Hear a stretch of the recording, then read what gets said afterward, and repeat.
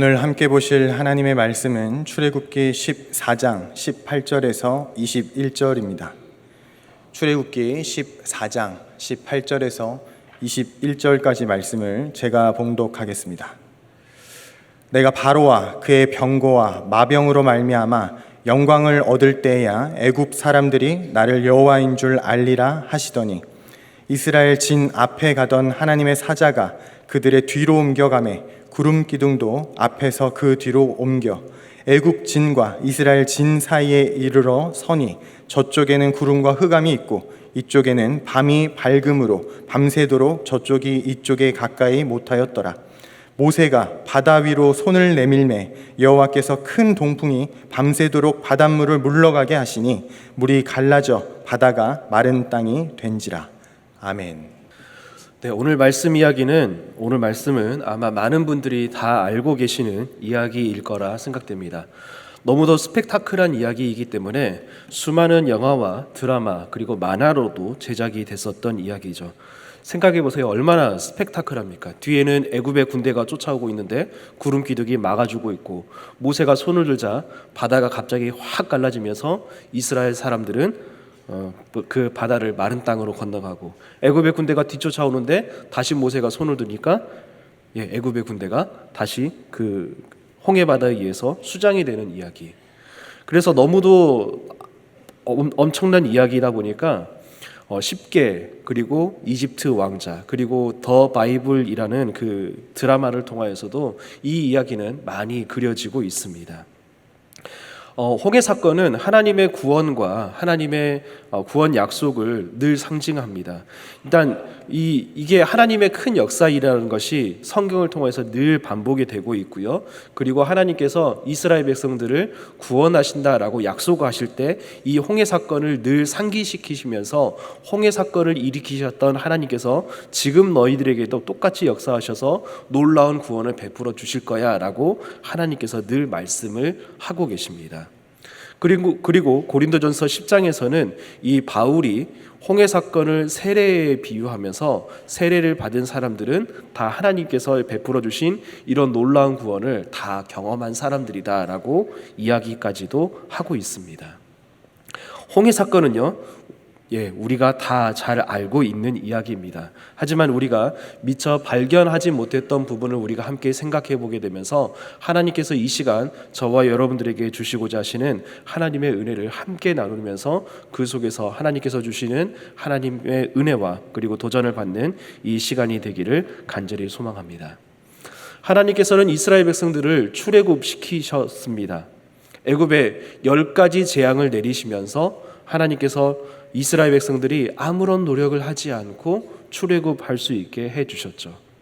예를 들어보겠습니다. 우리는 일제에 36년의 어려움을 당했습니다. 그 어려움을 벗어나기 위해서 우리는 얼마나 많은 피를 흘렸고 얼마나 많은 노력을 쏟았습니까? 그런데 이스라엘 백성들은 430년 동안 애굽의 지배를 받고 있었습니다. 출애굽하는 그 모든 과정을 보게 되면 이스라엘 백성들은 어떠한 노력도 하지 않았고 어떠한 피도 흘리지 않았습니다. 하나님께서 그냥 이집트에 애굽에 10가지 재앙을 내리시니까 이스라엘 백성들은 갑자기 출애굽을 하는 것입니다. 하나님께서 다 하셨고 이스라엘 백성들은 그저 감사할 따름이었습니다. 맨몸으로 나왔느냐? 그게 아닙니다. 출애굽기 12장 35절부터 36절 말씀을 보시면 이렇게 나와 있습니다. 제가 읽어드리겠습니다. 이스라엘 자손이 모세의 말대로 하여 애굽에서 은금 패물과 의복을 구하매 여호와께서 애굽 사람들에게 이스라엘 백성들에게 은혜를 입게 하사 그들이 구하는 대로 주게 하심으로 그들이 애굽 사람의 물품을 취하였더라. 아멘. 그냥 이집트에서 갑자기 출애굽하기는 했지만 빈 몸으로 나온 것이 아니라 이집트 사람들에게 은금 패물을 구하였고 의복을 구하였고 이집트 사람들은 이스라엘 백성들에게 그것을 아무 값 없이 주었다라고 이야기를 하고 있습니다. 한번 생각해 보세요.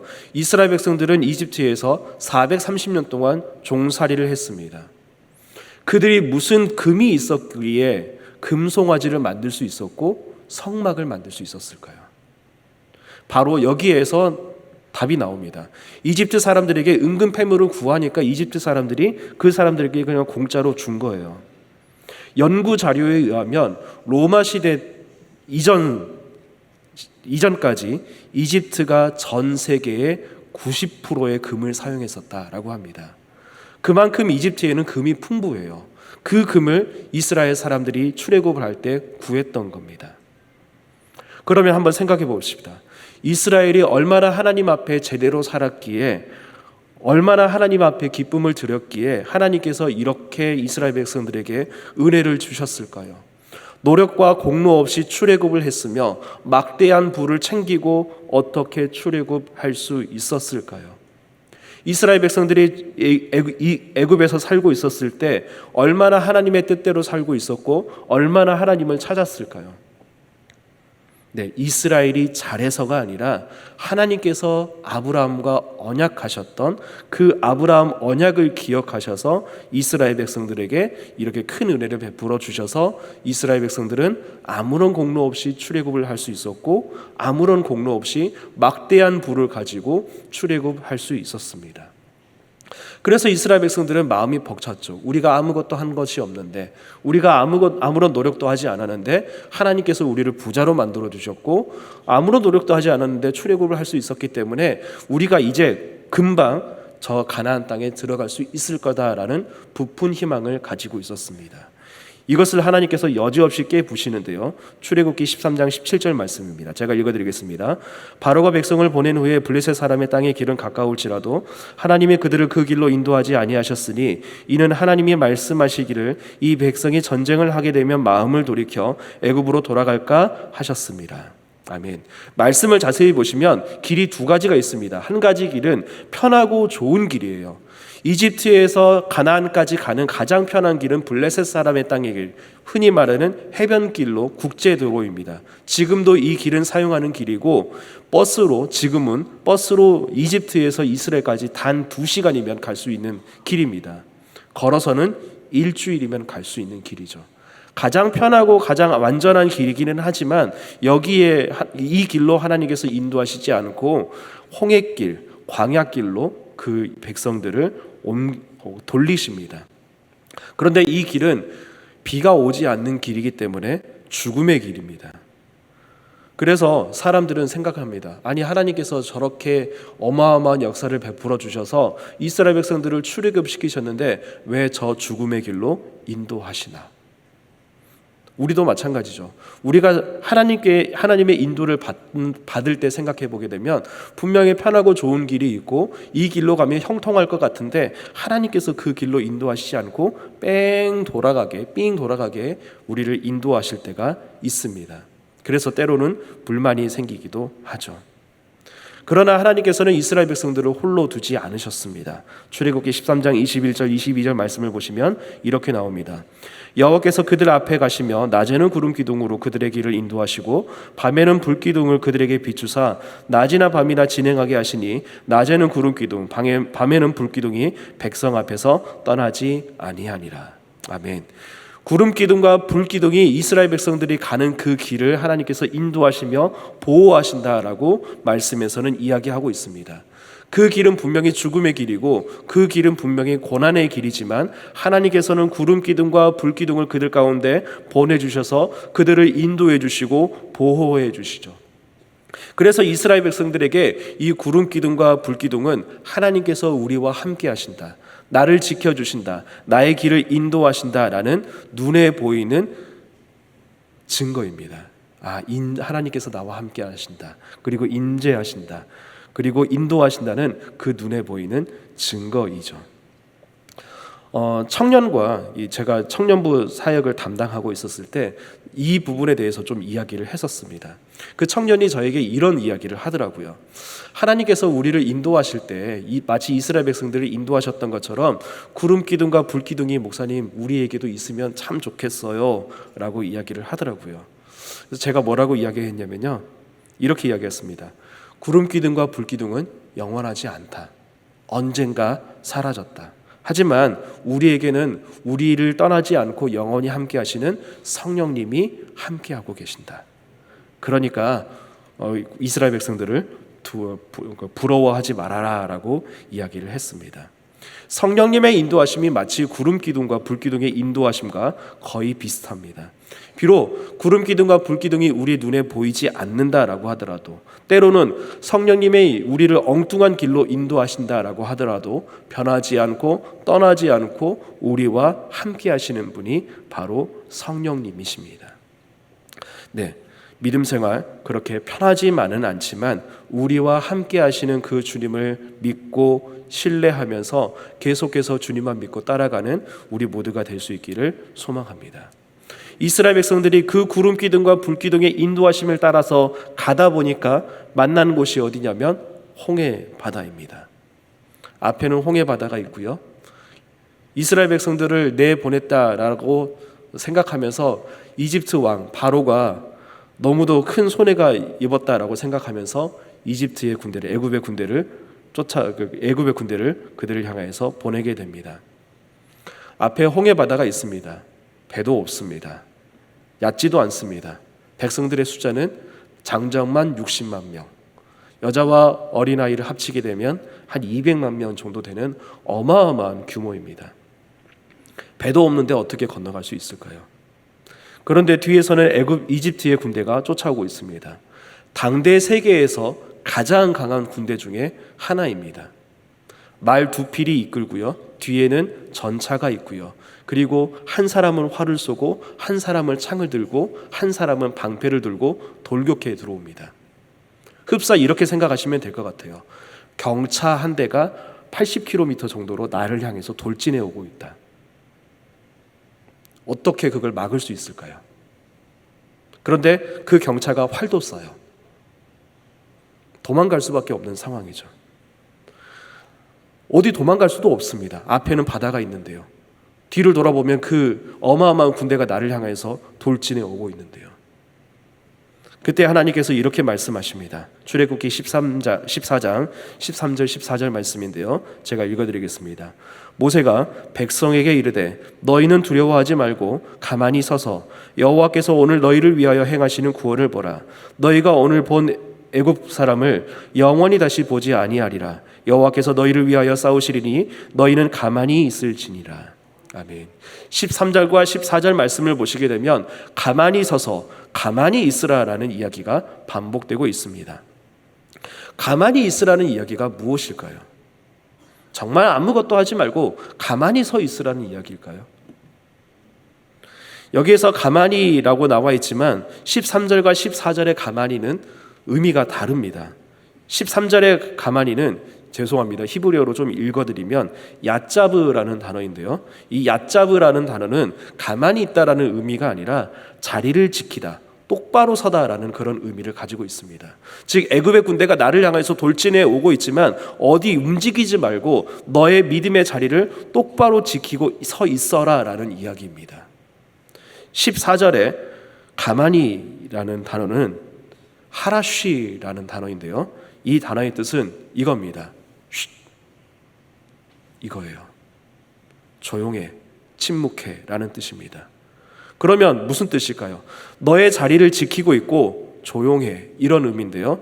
이게 무슨 뜻이냐면 문제가 내 앞에 있고 내 힘으로 그것을 해결할 능력이 없지만 인간의 소리를 내지 말고 잠잠히 믿음의 자리를 똑바로 지키며 서 있어라 라는 뜻입니다.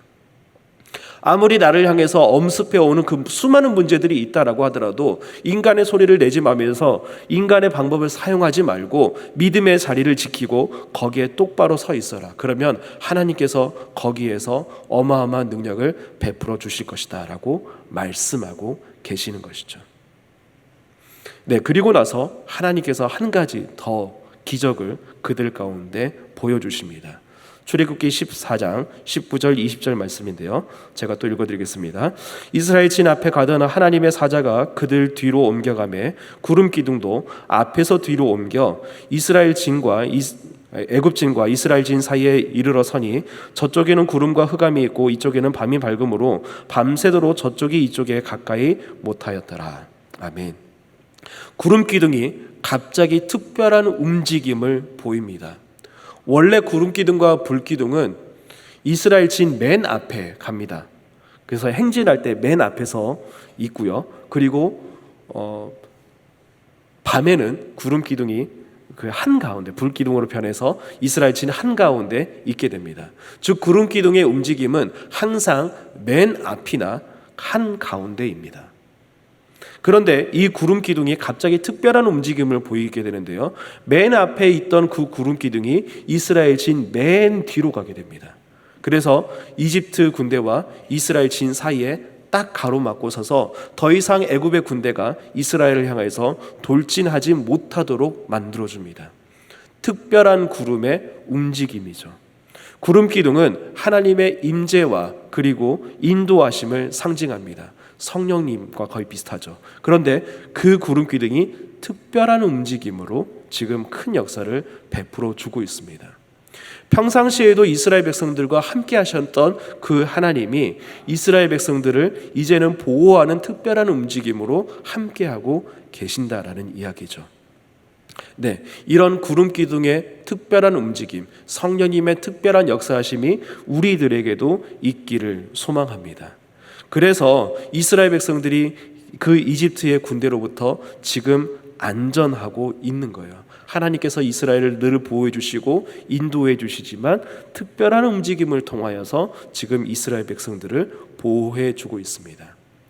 그러니까 이 홍해의 현장에는 하나님의 말씀이 있고요, 그리고 하나님의 기적이 일어나고 있습니다. 하나님께서 이스라엘 백성들을 통하여서 이스라엘 백성들에게 말씀하시죠. 내가 너희를 구원할 거야. 그리고 특별한 구름의 움직임을 통하여서 이스라엘 백성들을 보호해주고 있습니다. 그런데 문제는 뭐냐면요, 아직 문제는 해결되지 않았다라는 것이죠. 하나님께서 분명히 말씀도 하셨어요. 그리고 특별한 기적도 보여주셨어요. 그런데 여전히 앞에는 홍해가 있고 뒤에는 애굽의 군대가 그대로 있습니다. 문제가 해결된 게 아니에요. 그때 하나님께서 바다의 길을 내시며 이스라엘 백성들을 구원하십니다.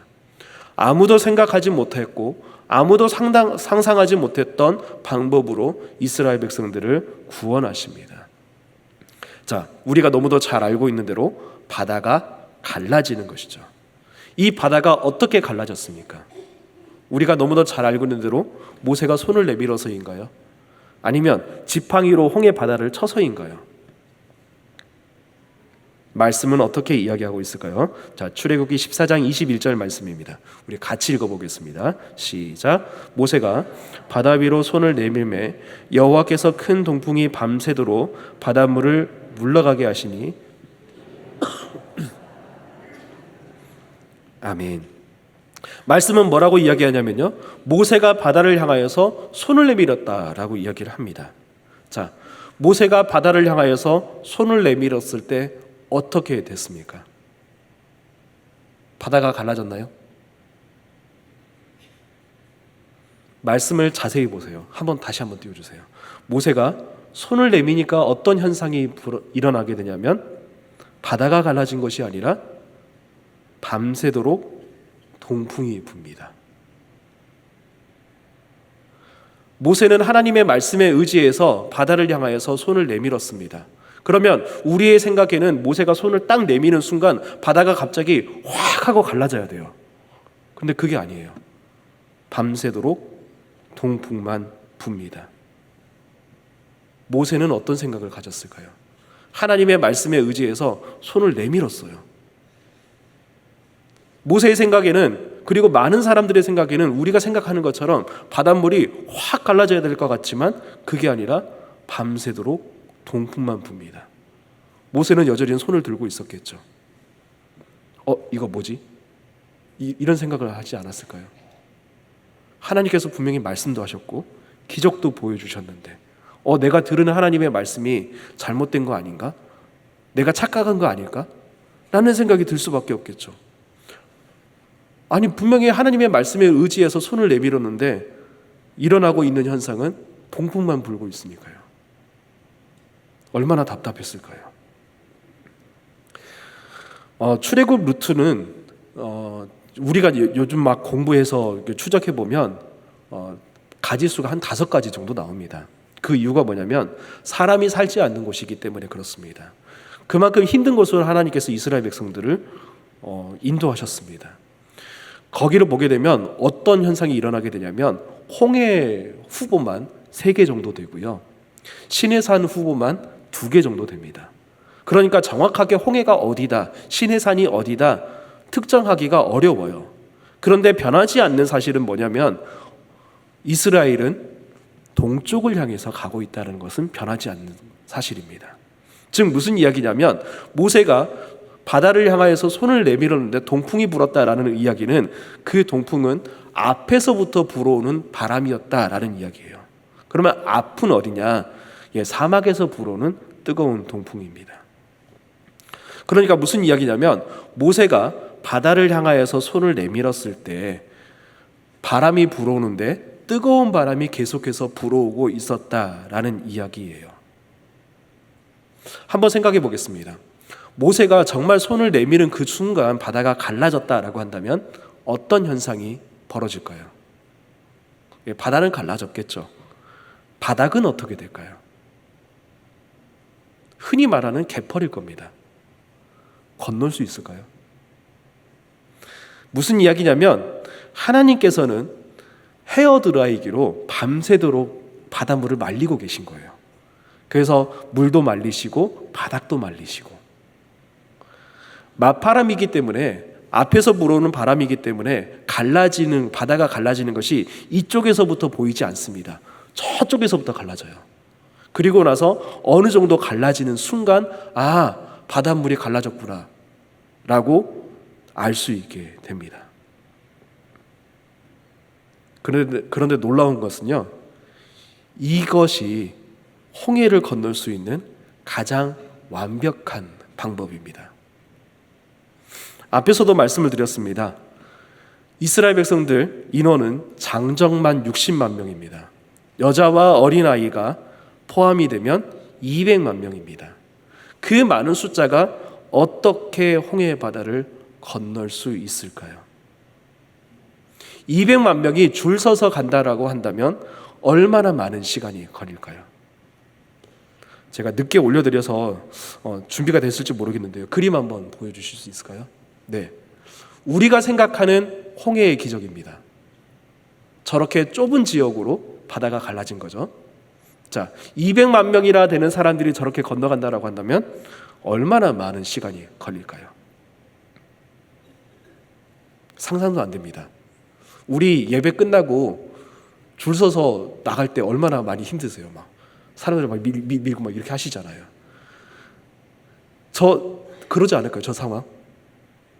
네, 무슨 이야기냐면 홍해는 저렇게 좁게 갈라진 게 아니에요. 넓게 한 번에 확 갈라져야 됩니다. 그것이 바로 하나님께서 동풍을 통하여서 바닷물을 말리시고 그리고 바닥까지도 말리셔서 완전히 마른 땅으로 만드시고 넓게 갈라진 그 바다를 통하여서 이스라엘 백성들이 건너가게 되는 거예요. 자, 그러면 한번 생각해 보겠습니다. 이스라엘 백성들을 하나님께서 왜 이런 방법으로 홍해의 바다를 가르셨을까요? 우리가 생각하는 것처럼 그냥 화끈하게 한 번에 확 보여주시면 안 될까요? 네, 그것은요 바로 이스라엘 백성들의 믿음을 위해서입니다. 이스라엘 백성들은요 애굽에서 430년 동안 종살이했습니다. 그 과정 가운데 믿음 생활을 했다는 흔적이 단 한 번도 보이지 않아요. 그냥 이집트에서 애굽 사람들처럼 똑같이 살았습니다. 하나님을 예배하지 않았어요. 분명히 나는 이스라엘 사람이긴 한데 이집트 사람들처럼 그냥 그 이집트의 신들을 섬기면서 똑같이 살았습니다. 그래서 실제로 이런 현상이 있죠. 출애굽기 32장 말씀을 보시게 되면 모세가 시내산에 올라가서 기도하고 있으니까 우리를 인도할 신을 만들어내라 라고 해서 금송아지를 만듭니다. 즉 이집트의 때를 벗지 못한 거예요. 10가지 재앙은 이집트 사람들에게 있어서 10가지 재앙이기는 하지만 이스라엘 사람들에게는 어떤 의미를 가지고 있냐면 내가 진짜 신이야 라고 말씀하시는 하나님의 자기 계시예요. 그런데 이스라엘 사람들은 그 하나님을 아직 믿지 못했습니다. 그들에게 하나님께서는 홍해의 기적을 보여주세요. 아직 믿음이 없는 그들입니다.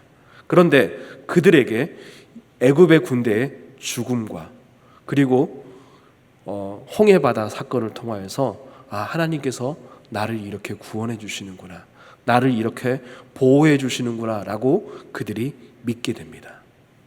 출애굽기 14장 31절 말씀을 보시면 이렇게 나와 있습니다. 우리 함께 읽어보겠습니다. 이스라엘이 여호와께서 애굽 사람들에게 행하신 그 큰 능력을 보았으므로 백성이 여호와를 아멘. 믿음이 없는 이스라엘이 하나님을 드디어 믿게 돼요. 하나님의 큰 역사와 하나님의 큰 구원 사역을 보게 되면서 하나님을 믿게 됩니다. 애굽의 군대보다 훨씬 더 강하신 하나님을 보게 되면서 하나님이 이렇게 능력 있는 분이구나. 그리고 홍해 바다도 완벽하게 마르게 하시고 가르시고 길을 여시는 그 하나님을 보면서 하나님은 자연 만물보다 훨씬 더 강하신 분이구나라고 그들은 믿게 됩니다. 그리고 출애굽기 15장을 보시게 되면 그들은 하나님을 찬양합니다. 그 전까지만 하더라도 원망과 불평과 불신앙이 가득했던 이스라엘이었지만 이 홍해 사건을 통하여서 하나님의 일하심을 보게 되고 하나님을 믿게 되었고 하나님을 찬양하게 됐었다라는 이야기입니다. 그래서 우리는 이렇게 생각해 볼 수 있습니다. 하나님께서 이스라엘 백성들에게 요구하는 것이 있으시구나. 홍해 앞에 선 이스라엘 백성들에게 무엇인가 하나님께서는 요구하시는구나. 하나님께서 요구하시는 것은 이거였습니다. 가만히 서 있는 것, 가만히 있는 것. 문제가 다가온다라고 하더라도 믿음의 자리를 지키는 것. 내가 극복할 수 없는 문제가 있다라고 하더라도 기도하면서 믿음의 자리를 지키며 하나님의 구원 사역을 바라보는 것입니다. 내 생각이 앞서지 않고 하나님의 뜻을 기다리는 것입니다. 내 생각에는 홍해 바다가 즉시 갈라져야 돼요. 아니면 벼락이 쳐가지고 이집트의 군대를 완전히 다 몰살시켜야 돼요. 내 생각에는 그런데 하나님의 인도하심은 그게 아니라는 거죠. 내 생각과 다르다라고 하더라도 분명히 하나님의 역사가 일어날 것이기 때문에 우리는 잠잠히 가만히 믿음의 자리를 지키는 것. 이스라엘 백성들에게 요구하셨던 것이 바로 그것이고요. 우리에게도 요구하시는 것이 바로 그것입니다. 하나님께서는 분명히 말씀도 하셨어요. 그리고 기적도 보여주셨습니다. 그래서 모세가 손을 내밀었지만 바다는 즉시 갈라지지 않고 동풍만 붑니다. 얼마나 실망했을까요? 우리도 마찬가지죠. 하나님께서 말씀하시기도 하고 어떤 기적도 보여주시면 하나님께서 분명히 지금 당장 일하실 것 같다라고 생각합니다. 그래서 부푼 꿈이 있지만 하나님께서는 아직 그 모든 문제를 해결해 주시지 않으세요. 그래서 우리도 실망할 때가 많죠. 그러나 동풍이 계속해서 붑니다. 바다를 마른 땅으로 만드셨고요. 그리고 이스라엘이 하나님을 믿게 만드셨고 이스라엘이 하나님을 찬양하게 만드셨습니다. 맞은편부터 바다는 갈라집니다. 이쪽에서부터 갈라지는 게 아니에요. 저 끝에서부터 갈라집니다. 역사가 더디 이루어지는 것 같아 보입니다. 그러나 어느 순간 하나님께서 이렇게까지 일하셨구나 라고 우리가 알 수 있게 됩니다. 그때까지 우리는 믿음의 자리를 끝까지 지킬 수 있기를 소망합니다. 이스라엘 백성들에게 요구하셨던 것이 바로 그것이고요. 또한 우리에게 요구하는 것이 바로 그것입니다.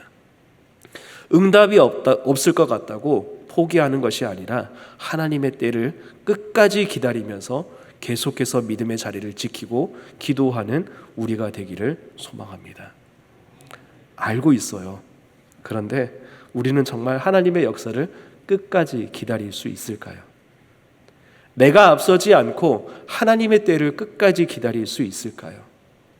끝까지 인내하면서 기도할 수 있을까요? 한 사람을 믿음의 사람을 소개해드리도록 하겠습니다. 우리가 너무도 잘 알고 있는 예레미야라는 선지자입니다. 그는 남유다 멸망 직전에 활동했던 선지자이고요. 그리고 멸망을 지켜봤던 선지자입니다. 예레미야의 이름의 뜻은요, 여호와는 게으르시다 라는 뜻입니다. 여호와께서 왜 게으르시지? 이렇게 생각할 수 있는데요, 그 의미를 생각해 보면 이렇습니다. 지금 우리나라가, 남유다가 멸망 직전입니다. 그러면 우리 생각에는 하나님께서 우리나라를 보호해 주셔야 돼요. 외적이 우리나라를 침입해 올 때 우리나라를 지켜주시고 저 외적을 물리쳐 주셔야 돼요. 그런데 그게 아니에요. 남유다 멸망할 거야. 하나님께서 이렇게 말씀하십니다. 조금 덜 나쁜 남유다를 더 나쁜 유다가 공격해 옵니다. 그리고 실제로 남유다가 멸망했고요, 남유다의 포로로 끌려갔고 압제를 당합니다. 하나님의 응답이 먼 것 같아요. 하나님께서 이렇게 말씀하십니다. 예레미야 29장 10절 11절 말씀인데요, 제가 읽어드리겠습니다. 여호와께서 이와 같이 말씀하시니라. 바벨론에서 70년이 차면 내가 너희를 돌보고 나의 선한 말을 너희에게 성취하여 너희를 이곳으로 돌아오게 하리라. 여호와의 말씀이니라. 너희를 향한 나의 생각을 내가 아나니 평안이요 재앙이 아니니라. 너희에게 미래와 희망을 주는 것이니라. 무슨 뜻이냐면요, 우리의 입장에서는 숨이 넘어갈 정도로 굉장히 위급한 상황이에요. 그런데 하나님께서는 그 일을 속히 이루시지 않고 하나님의 때를 기다리시면서 하나님께서는 그 때에 가장 완벽하게 구원해 주신다라는 이 뜻입니다. 그게 바로 예레미야의 이름의 뜻이에요. 비록 나라는 멸망한 상황이었지만 이스라엘 백성들은 다시 한번 부흥을 꿈꾸게 되고 하나님께서 말씀하신 그대로 70년 후에 예루살렘으로 돌아와서 다시 믿음 생활을 더 열심히 할 수 있게 되는 그런 역사가 있었습니다. 무슨 이야기냐면요, 문제와 절망과 환란이 우리에게 계속된다라고 하더라도 우리는 주님을 계속해서 바라봐야 합니다. 우리 앞에 있는 수많은 믿음의 선배들이 다 그랬고요, 그리고 우리 역시도 그렇게 해야 됩니다. 현재의 고난은 나만 겪는 것이 아니고요, 우리 많은 사람들이 다 겪고 있는 것이고, 또한 우리 앞에 있었던 많은 믿음의 선배들도 그렇게 했었습니다. 우리는요, 하나님께서 반드시 일할 것을 믿기 때문에 믿음으로 주님을 바라봐야 합니다.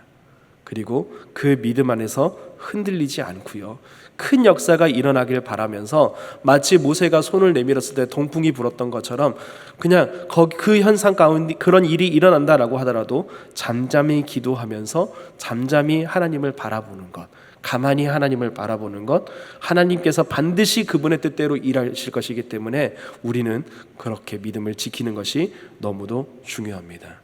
그런데 우리는 믿음이 부족하죠. 바람과 물결 때문에 마치 빠져들어갔던 베드로처럼 우리가 많이 믿음이 부족하지만, 그러나 하나님께서 말씀하셨기 때문에 반드시 일을 이루실 것을 믿기 때문에 우리는 흔들리지 말고 믿음의 주요 온전하게 하시니 예수님만 계속해서 바라보면서 믿음의 자리를 끝까지 지켜나가는 우리 모두가 되기를 간절히 소망합니다. 기도하겠습니다. 주님 감사합니다. 작고 연약하고 늘 흔들리고 갈팡질팡하는 우리들에게 이 시간도 말씀해 주시고 다시 한번 결단하게 하심에 감사합니다. 하나님의 말씀에 순종하길 소망합니다. 하나님의 뜻에 발맞춰가는 우리들이 되기를 소망합니다. 어려운 상황이라고 하더라도, 우리를 힘들게 하는 여러 가지 문제들이 있다고 하더라도 믿음의 주요 온전하게 하시는 예수님만 바라보면서 끝까지 믿음의 자리를 지켜나가는 우리들이 되기를 소망합니다. 여전히 흔들립니다. 믿음을 더하시고 하나님의 뜻이 이루어질 때까지 잠잠히 가만히 기도하는 우리들이 될 수 있도록 도와주시옵소서. 감사드리며 예수님의 이름으로 기도합니다.